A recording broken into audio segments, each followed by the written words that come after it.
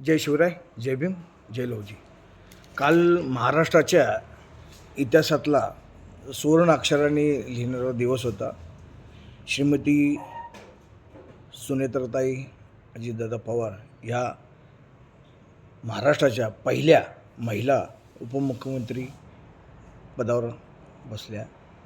ह्या आपल्यासाठी फार अभिमानाची गोष्ट आहे, कारण आपण पुणे जिल्ह्यामध्ये पहिल्यांदाच उपमुख्यमंत्री महिला झालेली आहे. आणि हे फक्त डॉक्टर बाबासाहेब आंबेडकरांच्या संविधानामुळे झालेलं आहे.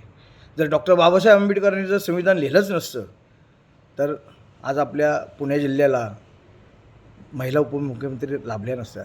त्यामुळं भारतरत्न घटनेचे शिल्पकार माननीय डॉक्टर बाबासाहेब आंबेडकरांना मानाचा मुजरा की आपल्या त्या संविधानाच्यामुळेच आज श्रीमती सुनीताताई अजितदादा पवार या पहिल्या महिला उपमुख्यमंत्री लाभल्यात आमच्या पुणे जिल्ह्याला. मी आपल्या सर्वांच्या वतीने त्यांना नतमस्तक होऊन मानाचा मुजरा करतो. जय शिवराय, जय भीम, जय लवजी, जय महाराष्ट्र.